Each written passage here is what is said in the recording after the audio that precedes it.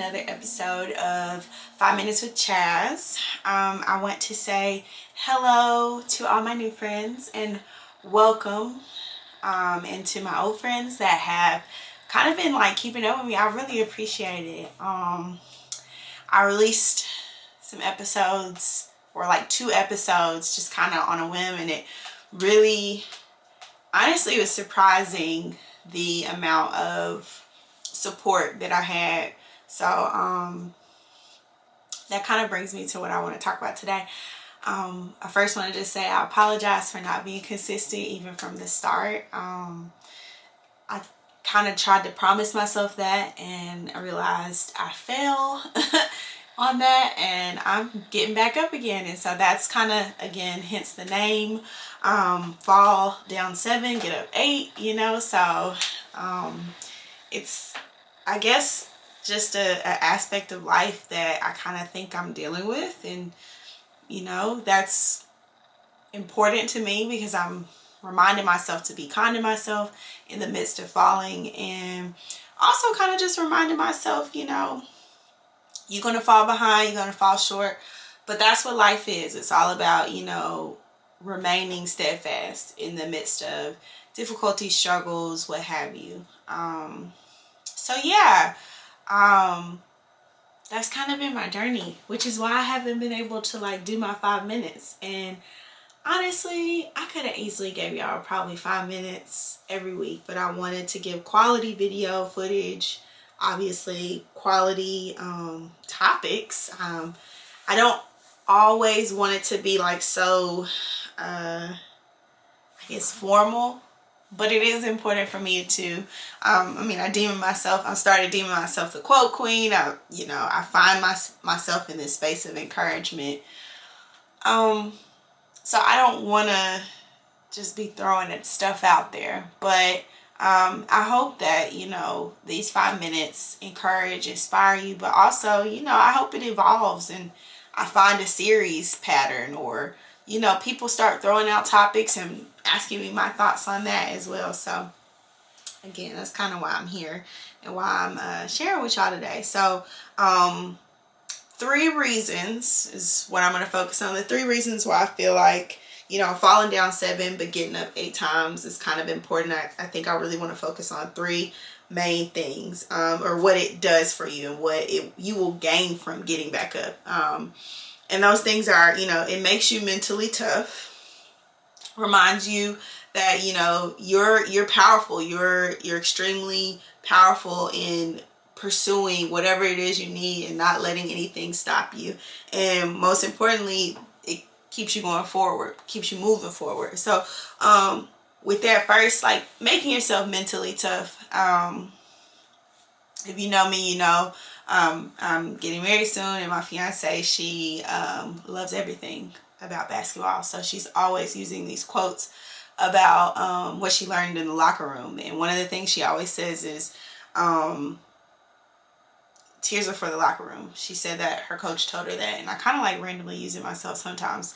I'm not saying that you can't cry or you can't express yourself. I'm an expresser, so but what I mean by that is, I think that little phrase, that saying, and other things that she learned in sports helped her to be mentally tough. Same thing with me. I experienced death multiple times with family members at an early age, and so probably from the time I was 5 until about, honestly, like 17, I experienced extremely close deaths in my family. And so I think it just mentally made me tough. It made me stronger in what I was dealing with, and I just kind of never let things phase me, or if it did phase me, I really just developed this, I guess, characteristic of perseverance. That's just kind of how I like function.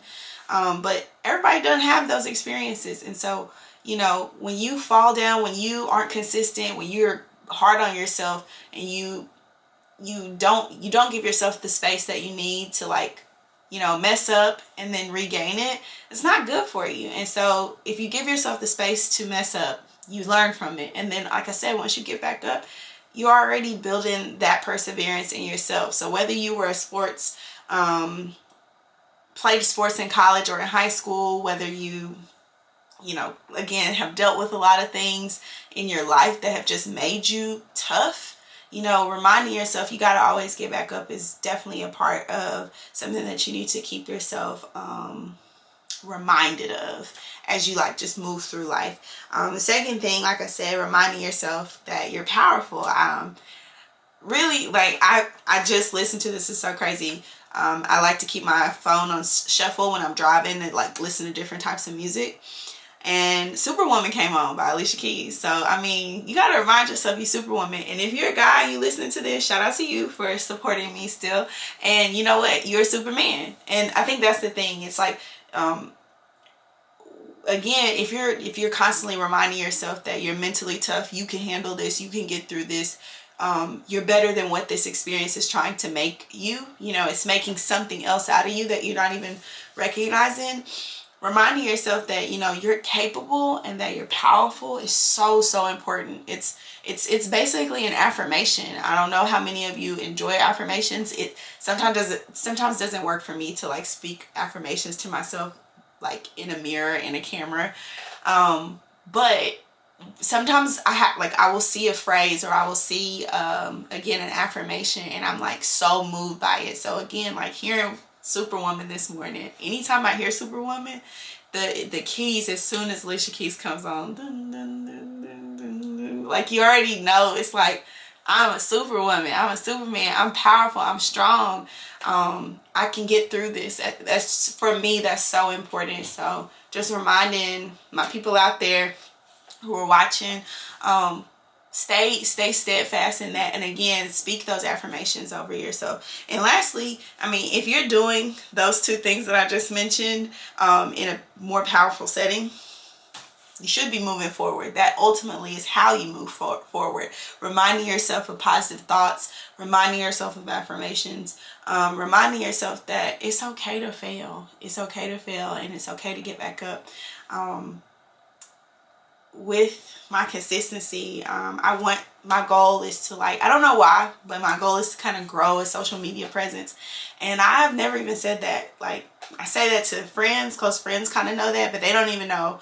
They've known me to want to be in entertainment, and for a while I really wanted to do that, and now it's more of like, I don't really know where I want to end up. I don't know my end goal, but I do know that I love social media. I think it's a beautiful way to express and connect with people. Sometimes it can be used for harm, which is not what I want to do or be a part of. And so the things that are positive and that are bringing me joy, I want to keep doing that. And so if I'm moving forward, then the moments when I can't be consistent with it because my regular everyday life requires 100% or 150% of me, I can't always give to, you know, my viewers on YouTube or my friends and connections that I have on social media. But you know what it can do is show me that at the end of the day, you know, I'm just gonna keep moving forward, and when I mess up, I'm gonna come back to it and I'm gonna be ready. And sorry for the slap of my hands, but obviously I'm starting to really get into it. So I mean, my point is, I went over my 5 minutes, but I just want you guys to remember it's okay to fall and it's okay to get back up again.